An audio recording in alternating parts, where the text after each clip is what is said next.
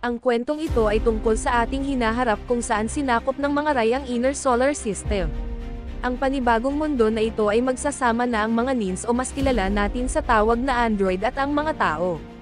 Ang mga Nins ay gawa ng mga alien na tinatawag na visitors, pero hindi sila nabubuhay gawa ng mga Nins na second-class citizen lamang at mayroong Asimov's laws na nakaprogrammed at may sinusunod.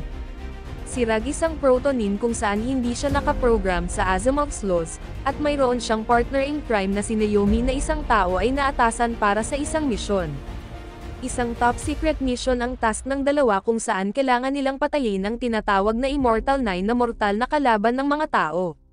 Sa pagsasagawa nila ng mission ay maraming madidiskubre at malalaman si Rag, at dito na niya sisimulan na questionin ang kanyang sarili kung talaga bang siya ang nagdedesisyon sa mga ginagawa niya, o meron siyang program ng gear in the system. Sa Mars kung saan ang planetang ito na ang bagong tirahan ng mga tao. Namumuhay si Rag ngayon bilang assistant ng isang singer. Matapos niyang maihatid ang boss niya ay pumasok siya sa kanyang locker, naabutan niya ang isang couple na Nin at ang mga ito ay problemado dahil nawawala ang nectar injection ng lalaki. Napansin naman ni Rag ang dalawang lalaki na itinago ang nawawalang nectar injection. Isinawalang bahala na lang ng ating bida ang nakita at umuwi sa kanyang kwarto at nag-inject ng sarili niyang nectar. Sa kabilang banda naman ang boss ni Rag na si Sarah ay sinugod ng isang gladiator. Takot na takot ang dalaga mabuti na lamang at dumating ang kanyang mga tauhan at pinagbabaril ito. Dahil sa mga tauhan ay umalis na sa lugar ang gladiator. Si Naomi naman ay napanood sa balita ang tungkol sa pag-atake ng gladiator, na ikina-stress niya. Nakipagkita si Naomi kay Rag, hindi naman siya makilala ng ating bida. Nagpunta sila sa isang restaurant, at doon ay nagpakilala si Naomi sa dalaga. Sa pag-uusap nila, sinabi ni Naomi na si Sarah ang kumuha ng nectar injection ng lalaking Nin na ngayon ay patay na. Bakas man ang pagkagulat ni Rag ay pinakinggan niya ang sinabi ni Naomi na si Sarah ay isang Nin at maaaring isa sa Immortal 9 at kilala bilang Viola of the Purgatory. Sa daan pauwi nakasalubong ni Rag si Sarah, inaya siya nito na maglakad-lakad hanggang sa nakarating sila sa isang tulay. Dito ay nagharap ang dalawa dahil alam na ni Sarah ang pagkatao ni Rag. Ngunit ang kasama ni Sarah na nagpanggap na siya ay biglang inatake ang ating bida at binalibag.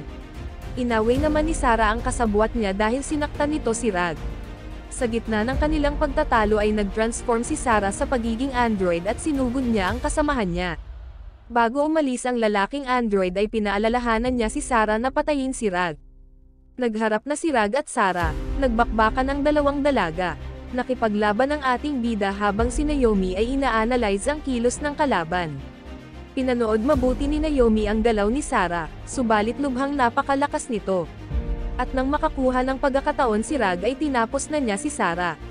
Malungkot man silang dalawa dahil di inaasahan ni Sarah na haantong sila sa ganon ay umalis na si Rag sa harap ng isa sa Immortal 9, 1 out of 9 down at may 8 pang haharapin ang ating tandem. Sa loob ng isang truck ay naglalaro ng bato-bato pick ang dalawang dalaga. Mayroong dalawang bata sa katapat na upuan nila ang nagbabangayan kung kaya nilapitan ito ni Naomi. Sakto naman na dumaan ang truck sa isang battleship, dito na sinimulan ikwento ni Naomi sa mga bata ang tungkol sa Great War na nangyari. Namangha ang mga kausap ni Naomi ganon din si Rag na nasa isang tabi. Maging ang ibang nandoon ay nakisali sa usapan nila at mas madami pang natutunan ang mga inosenteng bata. Ang dalawang makulit na bata ay sinamahan ni Rag sa view deck ng truck. Muntik pa mahulog ang batang babae, at doon sa taas ay nagkwentuhan ang tatlong bata. Yes po, bata din si Rag dahil sa tunay ay 10 taong gulang pa lamang siya. Si Naomi naman sa loob ng truck ay inistorbo ang isang lalaki, kinulit niya ito at tinanong ng kung ano-ano. Pumasok na si Rag sa loob ng truck dahil napansin niya na may mga kalaban na sumusunod sa kanila.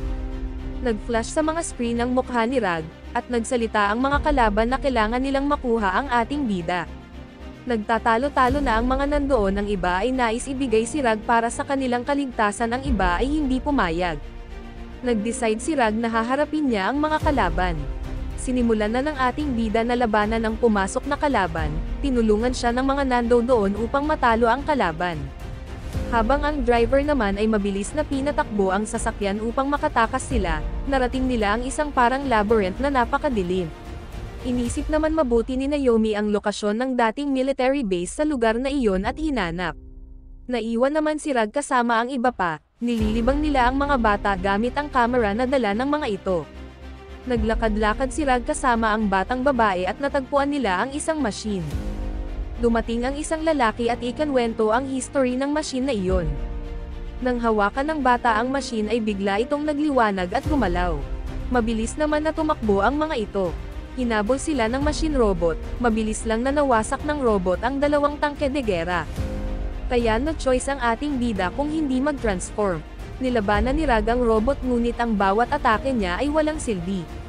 Pinaandar naman na ng driver ang sasakyan at ngayon ay hinahabol na ito ng dalawang robot na tinatawag bilang cylinder head.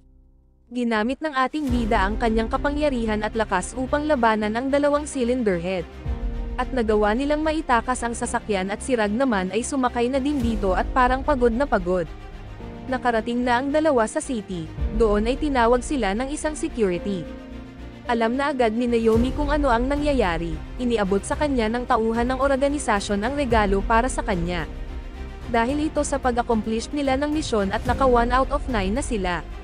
Nang mag-usap na sila ni Rag ay biglang tumawag kay Naomi ang Vice President, mabilis lang na nag-usap sa telepono ang dalawa. Malungkot na nagtatanong si Rag kung ano ang sinabi ng Vice.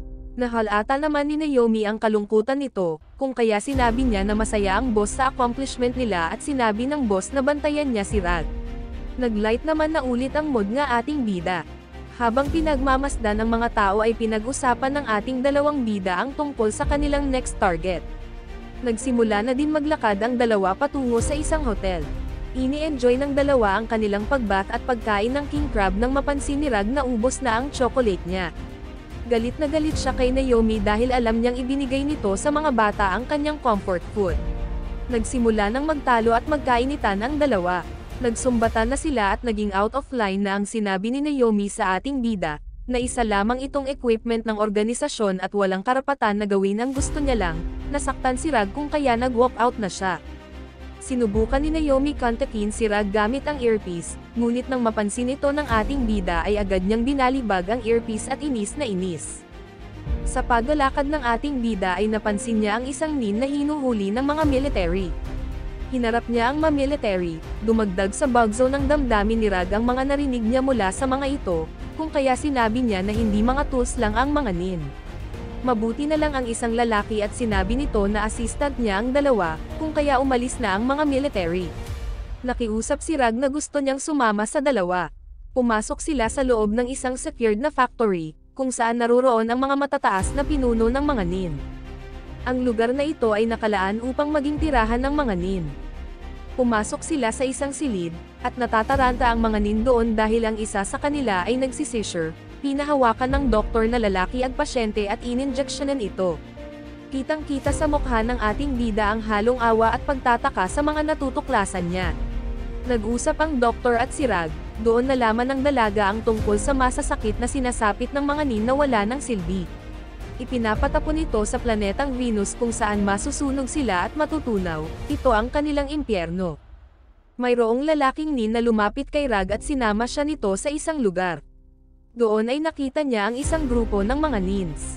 Dito ay nakilala niya ang batang si Yuval na isa ding nin na nagkaroon na ng 23 na magulang, nagiging anak siya ng mga taong hindi magkaanak kung kaya ang program niya ay hindi tumatanda.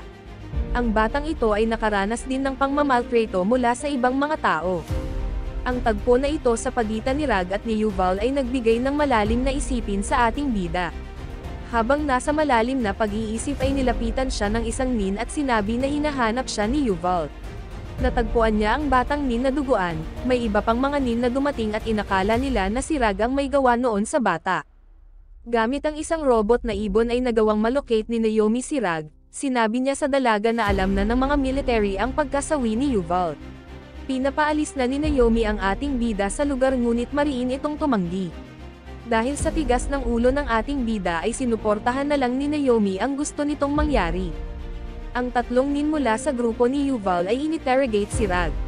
Tinanong nila ito kung bakit ito nando doon, ngunit hindi sinagot ni Rag kung sino ang nagsabi sa kanya na hinahanap siya ni Yuval. Alam ng lalaki na hindi nagmula sa Mars si Rag kundi sa Earth, kung kaya sinabi niya sa ating bida na ibang-iba ang trata sa mga nin sa mundong ito kumpara sa kanilang mundo. Nagwawala na ang mga nin, at nang makapasok ang mga ito ay nagpanggap ang tatlo na sasaktan sila ni Rag kung kaya ang ibang nin ay sinugod ang ating bida. Naging magulo pa ang lahat nang dumating ang mga military. Pinagbabaril ng mga ito ang mga tumatakbong nin, at ang iba ay hinuli. Ang grupo ng mga nin ay inabutan ng mga military ngunit iniligtas sila ni Rag at pinatakas. Nilabanan ni Rag ang mga military, dumating naman ang lalaking nin na nagsabi sa kanya ng tungkol kay Yuval kung may trust issue na siya dito. Sa kabilang banda naman si Naomi ay naghahanap ng paraan upang makapasok sa factory. Nakita niya ang dalawang lalaki na taga-Protection Bureau, kinilala siya ng dalawa. Sinabi ni Naomi ang tungkol sa kanilang top secret mission kung kaya sinama siya ng mga ito. Si Rag naman ay sumunod pa din sa lalaki, at sa kanilang paglalakad ay doon niya kinompronta ang lalaki. Sinabi ng ating bida na hindi taga CFN o sa factory na iyon galing ang lalaki. Nilapitan siya ng lalaki at itinulak niya agad ito ngunit huli na dahil naturukan na siya nito at nawalan ng malay.